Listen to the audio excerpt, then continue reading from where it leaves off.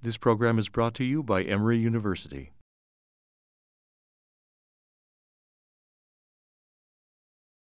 I have some notes, but I also put in front, I distributed a two-side page. A teacher can never resist the temptation to have handouts, you know that. And of course, about my being here and the privilege and honor, I think all academics and lawyers and students know that the best friend in town is your law librarian. So you better stay on the right side of them and what they do. But I don't say this because they are here, but it is an absolutely amazing. I'm from Sudan. I lived all my life in Sudan until I was 40. I was teaching at the University of Khartoum. And I know how hard it is to get hands on material and sort of, but the speed and the courtesy and all of that. I shouldn't, waste your time by going into all this, but I have to acknowledge my honor and privilege. But also to say that I am one of those people who honor by challenging. And as you can see from the abstract in the piece that I distributed, that I intend to challenge the United States domestic and international civil rights and human rights policy and practice. And I do this with rather very strong terms that this is a fundamental crisis that can really threaten the very existence of this country. And of course, many other parts of the world, if not the rest of the world, by the stories that we recently hear. So I just intend to be clear that I do not mean to offend, but I will be challenging. And I will be saying things that some of us may find offensive or difficult to accept. But what's the point of having you here and me talking to you if I'm going to tell you what you already accept and believe in? My task is actually to bring something fresh and different and challenging to the conversation. So about the title, the notion of dialectic is to emphasize a two-way street and a dynamic and engagement and synergy. The civil rights and human rights are not dichotomies, but at the same time, their partnership and interaction and interdependence is not that obvious most of the time, and is sometimes deliberately resisted, precisely because it undermines the hegemony of the powers that be. And I will conclude my short remarks. I plan to have it for about speak for about half an hour to have some time for questions and comments. That I conclude by looking at the question of race as a total indictment of the domestic policy of the United States, leave alone its foreign policy, which is horrendous. That really there is no time for complacency. And that there is tremendous urgency in the condition that we are facing.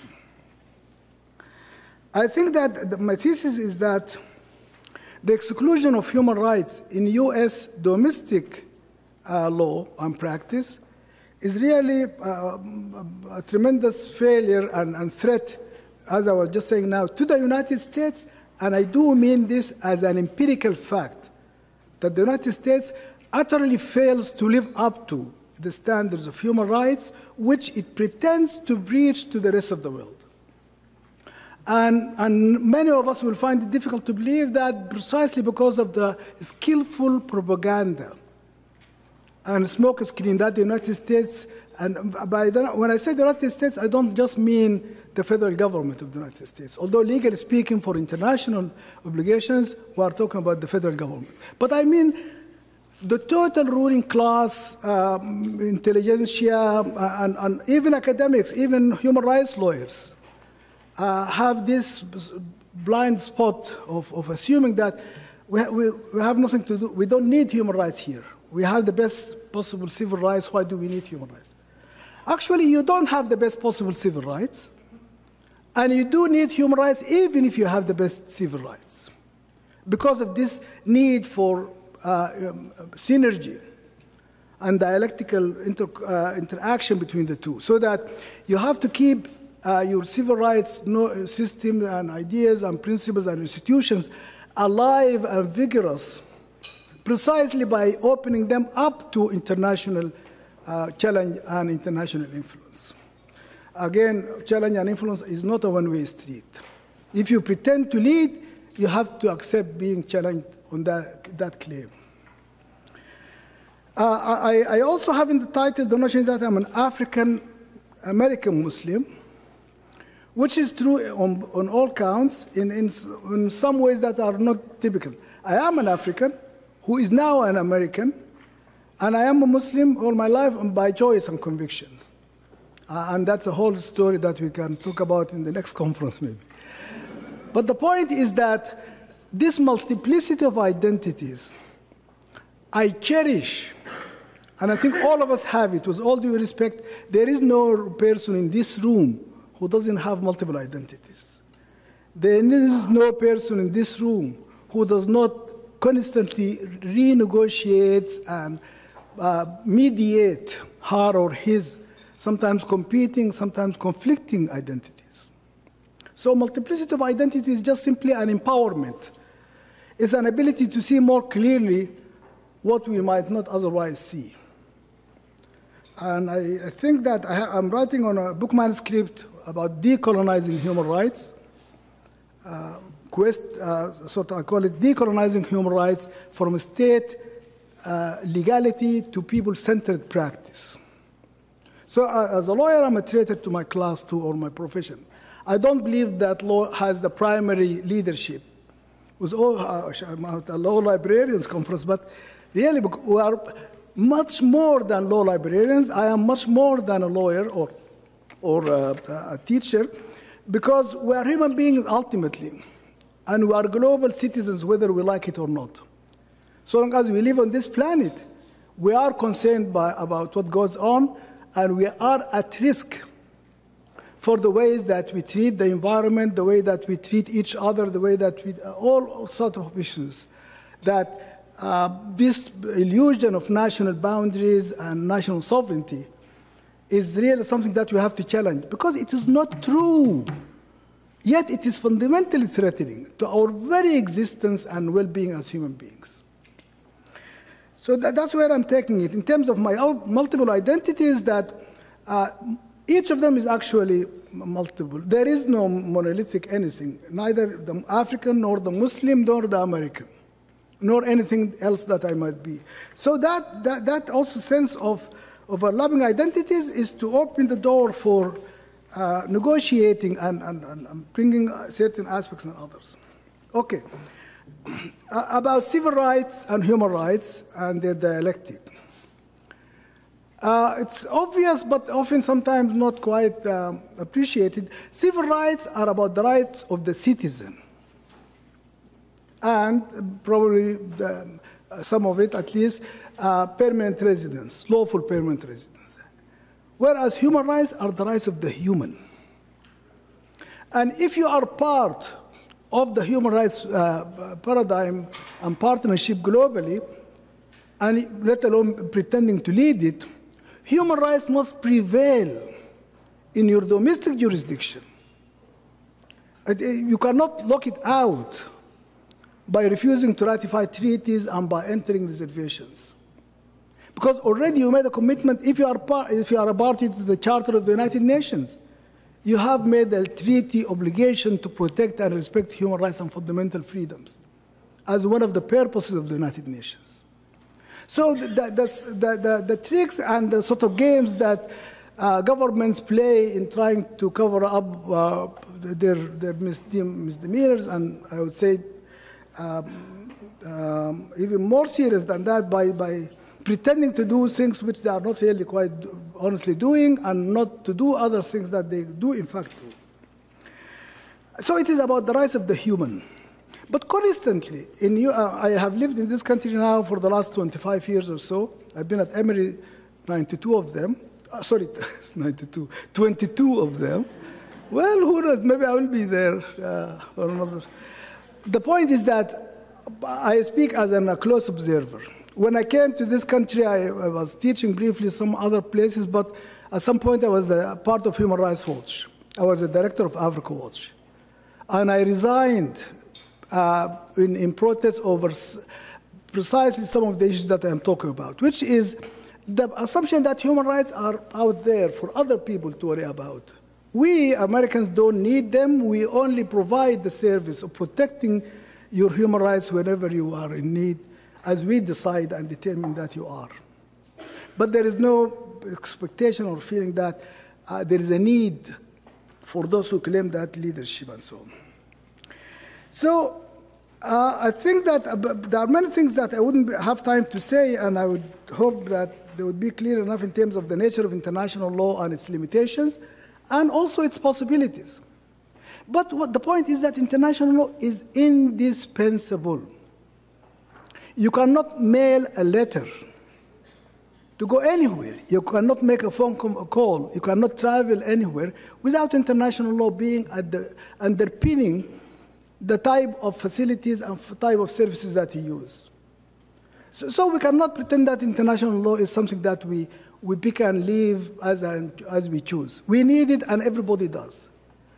The only problem is that by not taking it seriously, we are undermining our ability to resort to it when we need it more obviously, because you undermine its credibility and its importance and effectiveness and legitimacy in the eyes of other people. If we don't respect international law, other people will not.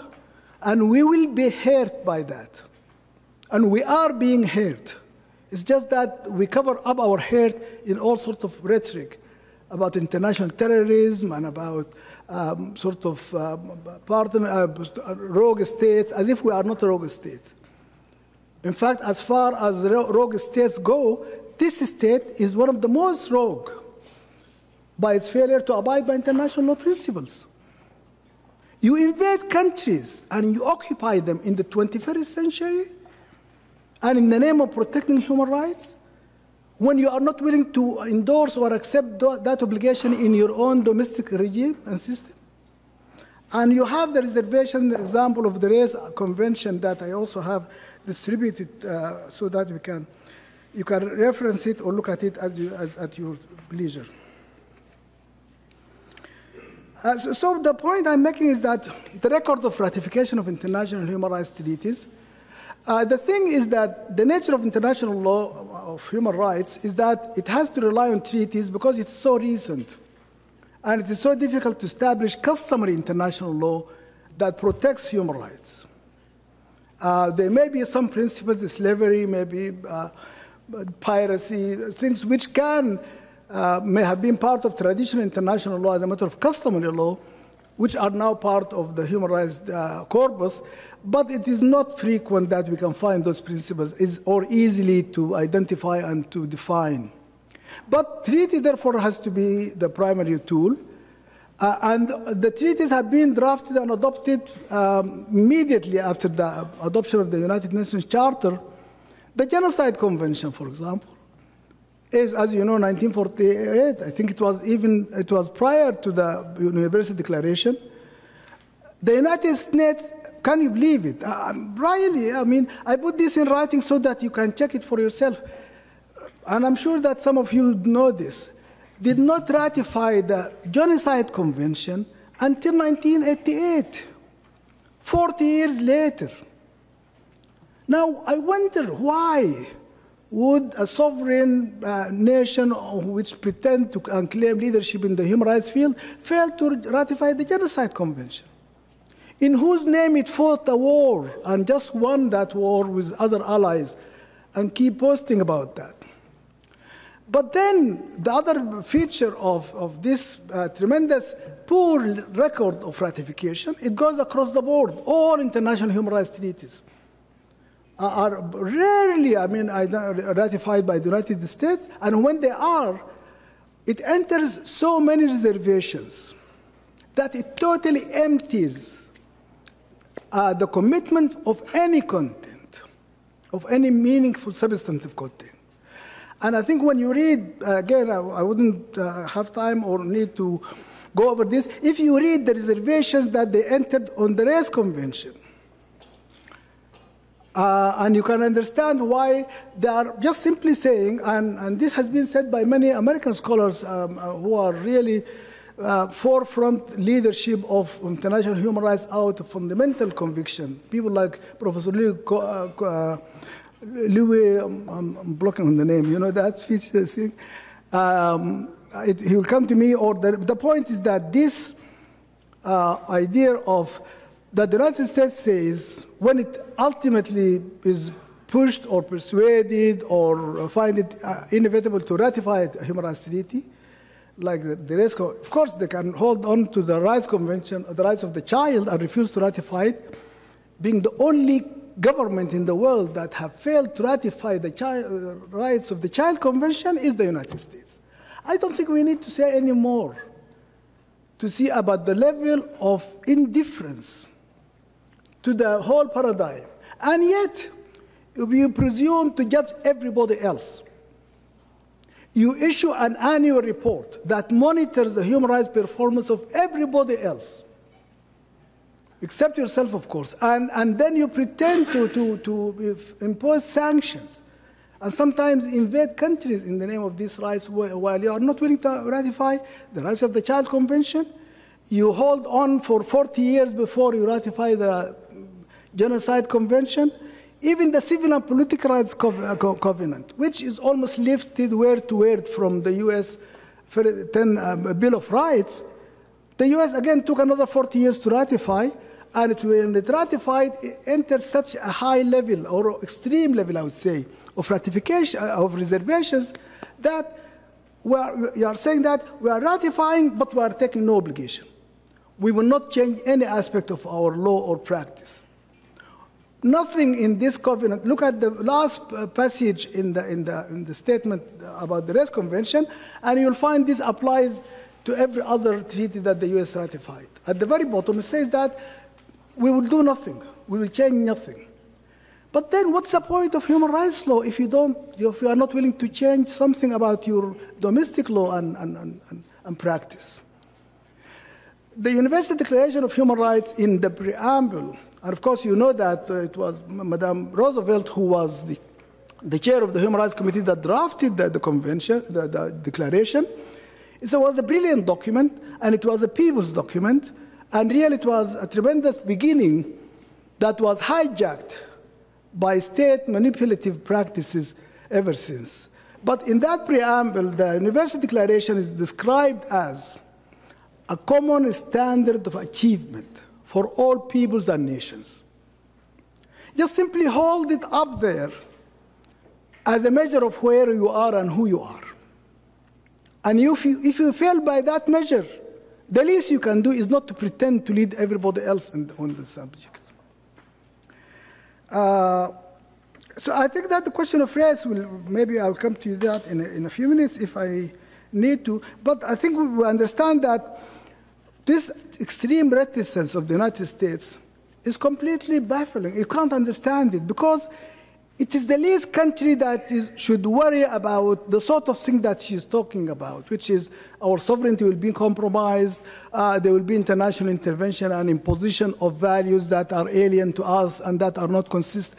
This is as relativist as you get. This is what China is saying. This is what Iran is saying. So what give you the sort of the right to challenge them on their human rights record when you have none to speak of? You are as relativist as they are. And if you are not willing to change your laws and even constitutional understanding interpretations of the Constitution, why would you claim demand that from any other nation? Because when we go to other countries and we say change this in your sort of what is known about, rumored at least about Obama telling the president of Senegal, Mr. President, would you please make homosexual relations lawful in your country? And the president of Senegal is reported to have turned to him and said, President Obama, would you please abolish the death penalty in your country? The point is that, yes, they have that and they have to struggle with, but you have yours and you have to struggle with it. But neither of us should pretend to have this moral authority. And Honestly, I think that it is the exact, for those who are familiar with the term, the white man burden. It is the civilizing mission of the white man. That the white man is already civilized as far as he or she needs to be, usually he, and all we do is to go to missionize to the rest of the world so that they can be as civilized as we are. This was the fundamental rationalization of European colonialism. And it is continued. And by the way, the phrase, the white man's burden, which is very famous in terms of this notion of the claim to go and civilize and save other people, was coined by Kipling in a poem praising the United States occupation and colonization of the Philippines. So you have that sort of obvious colonial history, and yet you look sort of as if nothing needs to be done about that history and so on. It's interesting that the Secretary of State of the United States was in the Philippines last week, I think, or trying to continue that relationship on a warmer standard. So that, I think that you might wonder, I mean, if the United States is so sort of in such fundamental flagrant violation of international human rights principles, why is it not being challenged? Why is it not being taken? Because the nature of the regime that was established does not permit that. Because it is premised on traditional law of treaties, which assumes a level of parity and comity among the members of the international community. It was not really intended for the present global international community. It was intended for an inter-European North Atlantic type of interaction. That was the fundamental reality on which international law as we have it today was built.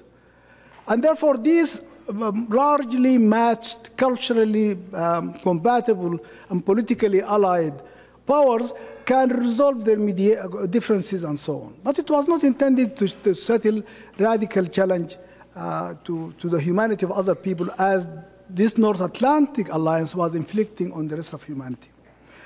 So the idea of the book that I'm calling Decolonizing Human Rights is that human rights as we have it today is a product and largely a reflection of what I call liberal relativism.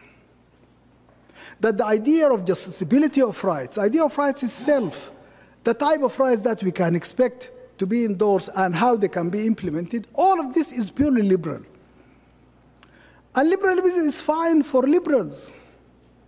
But there is the rest of humanity in whose name these international standards are being issued and endorsed and so on.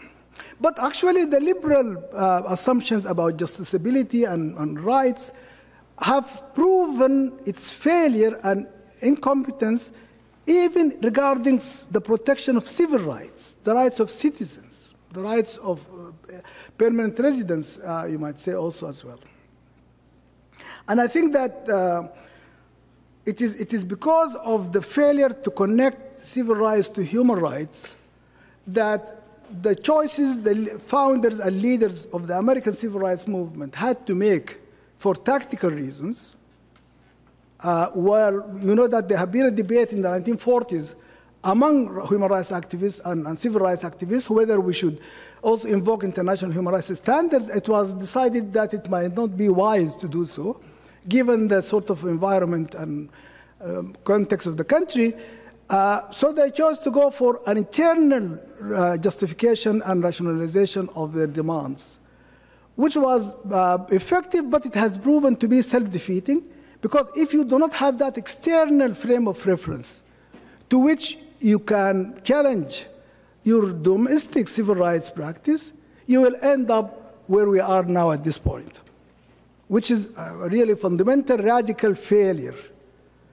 And by the way, race issues are not only for black people or people of color, they are for white people too. Not that they should worry about being persecuted, of course, unlikely to be the case, but now I think the other day it says 55% of white American men fear or worry about being discriminated against. Of course, I mean, always you can shout wolf to distract from what else is going on. But the point I'm saying is that really, honestly, we all need this. We all need to create conditions whereby the human dignity of every person, the fundamental entitlement of every person are protected by virtue of her or his humanity. That we may find the need for practical administrative aspects or justiciability questions and so on in relation to practice, but not to the principle. And there are many things that we can do about the principle without having to go into justiciability. For example, detaining refugee claimants in this country indefinitely. This is absolutely staggering. So, and that does not worry people. They don't even know about it. The fact that as soon as you raise any issue like this, it doesn't apply to American citizens because they are not American citizens. But they are human. But you keep them in South Georgia indefinitely at your own pleasure for the determination of whether or not they qualify for refugee status in your country. So if you really honor the principle and honor the humanity of the people you are dealing with, even if they are not entitled to your full range of rights as citizens, they are entitled to their human rights by virtue of your commitment or presumed commitment to that claim. So I think I have to maybe close at this point so that, as I promised, to have some time for questions. You will see that I open my statement by saying that as a global citizen. And I think the point I want to make here is that there is no contradiction between global citizen and national citizenship and maybe Georgian citizenship, all sorts of. I think of citizenship as, again, as a sort of multi-layered. And I think the European Union has given us a very good example of this, whereby members of the European Union, they have their national identity, they have their national citizenship and passport, and also they have European nationality and passport. And the two are completely consistent and interdependent in some respects. So it is possible to do that. It is not a competition. It is not about standing up when the national anthem is played. This is 19th century nationalism. It's really a throwback to chauvinistic nationalism. That should not be an issue that occupies national consciousness and national debate for a week or two, even 3 weeks maybe by now. Whether or not, you don't ask the underlying question why those people are protesting in the first place. What they are protesting against, that gets to be pushed away, and you focus on the dramatic position that they took. But with all due respect to those protesters too, I say that you need to do more than that. You cannot just simply refuse to stand for the national anthem and take that to be your ultimate statement of protest. There is so much concrete political mobilization and social transformation that you need to engage in, and that you have the capacity to do so, that will make your protest meaningful. Otherwise, it will just simply pass almost like a strange incident that is not worthy of taken seriously. So. But the point I'm closing with is that there are moral choices for all of us to make. Again, I'm sorry, but you can't just simply come talk to this conference, meet very intelligent, engaging people, and listen to fascinating conversation like this, and then just go home and business as usual. If every single one of us did not take a position and act on it, and we are librarians, we are lawyers, we are teachers, we are all of that, but we are ultimately human beings. And what about the rest of our life? Let's not talk about the 9 to 5, 5 days a week. Let's talk about 24 hours, 7 days a week for your whole life. What do you do with that? That's where I think that we have to challenge racism, and we have to challenge even our methodology of approaching human rights the way we do. And the dialectic for me is that this is a law of social transformation. Dialectics is a law of human evolution. You can ignore it, but you cannot change it or block it. It will keep working. And therefore, it is better to be aware of it and intelligently engage it than to put all your shutters and say, no, no, no, I don't care for that. I just focus on civil and political rights. Because those are the rights which will trickle down in terms of economic and social and other types of entitlements and respect for human dignity. They have not actually. I mean, that is the failure of the civil rights movement. They assume that by addressing civil and political rights, that other aspects of the lives of minorities and repressed people will be improved. That did not materialize. And now it will not materialize because it does not challenge the fundamental structures of social and economic injustice. That is where I think we need to go. Thank you very much.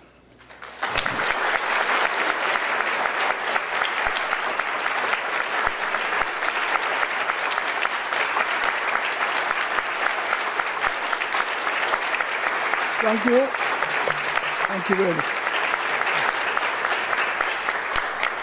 Of course, as a teacher, I would be delighted, Mark, if you don't mind. I can field some questions. We do this often, not often enough, I think. But so if you have any comments, any challenge, any clarification,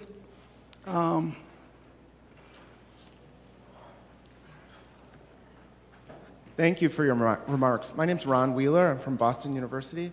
I wonder if you would respond to the assertion that our failure to characterize civil rights as human rights is akin to what detractors did during the first Obama election, which was to attack his citizenship, because our rights are based on citizenship and not humanity. So it was easy to say, well, he's not even a citizen, so therefore he's not entitled to any rights. And I think that there's a parallel too, I wonder if you would agree, to what we do in terms of incarcerating people in this country. Because incarceration leads to or equals less than citizenship, right? So it's easy to think of people who are incarcerated or who have been incarcerated as non-citizens and therefore not worthy of civil rights.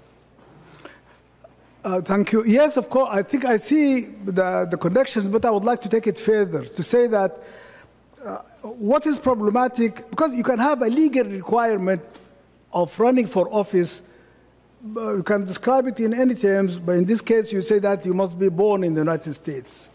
So long as that as a legal requirement of qualifying to run, but that will be for authorities to verify, and that will be the end of it.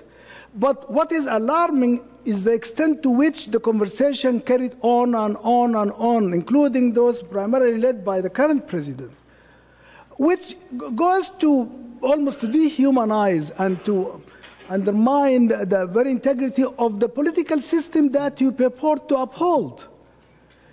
If in this powerful, most developed, highly technologically advanced country, you cannot verify the birthplace of someone running for the highest office in your land, there's something much more serious. But what is alarming in this instance is the fact that people just kept talking about it.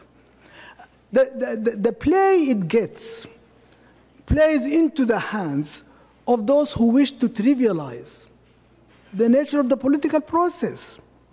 They feel threatened by it because that is where their ultimate destruction will come from, and by that trying to avoid the real issues of any contestation of that nature. Incarceration, of course, yes. There is a book I think called, probably the title is Slavery by Another Name, which documents the continuity of servitude and slavery through the penitentiary system and service, especially in this state of Georgia, going back, constantly, almost since the end of the Civil War, so that slavery really was never abolished by the 13th Amendment. It just transformed. Just like the post-colonial, neo-colonial relations of European powers to their former colonies has transformed in form but not in substance.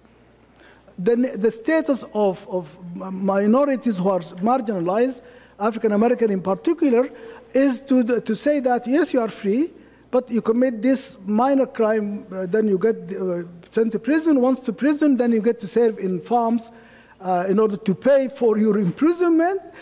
But the point, I think, is ultimately about just simply keep questioning all of this and not accept the sort of the presentations that are dressed up for our disillusionment that all is all well. But I think that also that ultimately, I was looking forward, actually, you said I was talking about civil rights as human rights, but I'm also talking about human rights as civil rights. That I'm looking for a two-way street whereby human rights are acknowledged in national jurisdiction. Of course, legally speaking, you still have to ratify the treaties and you have the freedom not to ratify. You still have to, you can still enter reservations that empty your ratification of all meaningful content. And the United States is a master in that. Like the reservation that the public-private dichotomy that our constitution and legal system maintains must be respected, and therefore we are not going to subscribe to any view of the race convention that will require governments to act or to intervene in the private sphere. But you're doing this elsewhere in the world. You cannot contest FGM. You cannot contest the female genital mutilation. You cannot contest all sorts of family law in Islamic societies, the status of women. You cannot do all of that without interfering into the private domain, so-called. Even the very assumption that there is a private and a public, that is a relativist proposition, a relativist liberal proposition.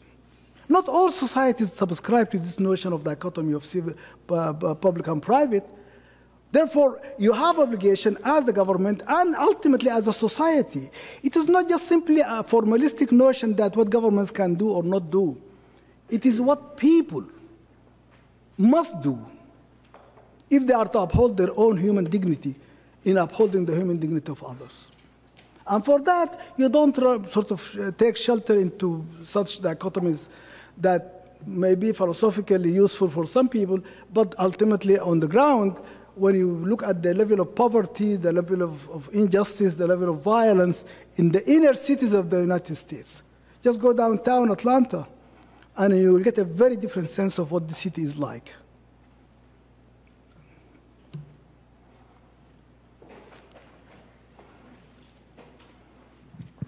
Thank you for your remarks. I'm Jeff Woodmansey from Little Rock, Arkansas. I think a lot of us would agree with some of the criticisms as far as what the United States, as one of the lone or remaining superpowers globally, should be doing, and doing more because we have a special ability to push human rights and to lead in the world. But as you say some of that, and you pointed out some examples in other parts of the world, discrimination, minorities, religious, gender, extreme poverty exist on all the continents, and I just wonder what solution. We should be self-critical, but what countries in the world are doing more than the United States? What partnerships can we make? What are your ideas for what we can be doing better? Or are there countries you feel we should model? Do you feel Europe has this down better? Is it a better partnership? What solutions might you offer? Okay. The solution I see is precisely to renounce that notion that any country is authorized and empowered to protect human rights anywhere else. Do it in your own domain for your own people who are under your own, subject to your own jurisdiction, and by that you set a superior example for other nations to follow. But you don't invade countries in the protection. You invaded Iraq, you invaded Afghanistan, you are still militarily in Iraq and Afghanistan, totally destroyed and destabilized the whole region in the name of doing something that you don't care to do yourself. So my point, actually, the proposition I have in the book, Decolonizing Human Rights, is to shift from emphasizing legal protection to what I call cultural transformation and political mobilization. That is, That is where all law comes from. There is an underpinning cultural set of values and attitudes and relationships. And there is a sort of a mechanism of political mobilization that creates a condition by which law is produced. So what law you have is a reflection of what cultural and political conditions underlie it. That's where every person who has concern about any human rights should focus. If you go into that with other communities around the world, people will welcome it. But if you go in with the pretense that you are here to protect, to establish courts so that you can prosecute people, you know, the liberal notion is so inadequate, I say, because it is about individual prosecution after the fact of violation in order to remedy or to provide remedy for a single victim. It takes several years to get to the point of convicting one person of a violation that may provide some remedy to the victim of that violation. But all the time, there is massive numbers of violations that continue unchecked. People don't have the resources. They are not aware even, they don't have even access to courts that might enforce that legalistic approach. So I think that, I would say that, and I do accept and respect the fact that there are many genuine, honest human rights scholars and activists in this country who are fully engaged with the right approach to these issues. But I'm saying that by and large, what we see in the media every day, what we even our classrooms, our libraries, is the fallacy of, you know, I say that the emperor has no clothes. That you should know and see that all emperors have no clothes, including this one. Thank you very much.